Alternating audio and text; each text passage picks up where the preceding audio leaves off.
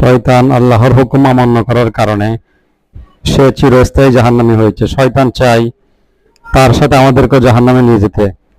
তাই শয়তান আমাদেরকে বিভিন্ন ফাঁদে ফেলে আমাদেরকে জাহান্নামী বানিয়ে ফেলছে। তার মধ্যে অন্যতম একটি ফাঁদ হলো, আমরা যখন তওবা করতে যাই, আল্লাহ রাস্তায় ফিরতে যাই, তখন আমাদের মনে শয়তান কোন মন্ত্রণা দেয়, তুমি তওবা করিও না, তুমি আল্লাহর রাস্তায় ফিরিও না, কারণ তুমি জীবনে অনেক গুনাহ করেছো, আল্লাহ রাব্বুল আলামিন তোমাকে মাফ করবেন না, সুতরাং তুমি গুনাহ করতেই থাকো। এই ধরনের একটি চিন্তা আমাদের মনে আসে, যেটা শয়তানের সবচেয়ে বড় একটি প্রতারণা।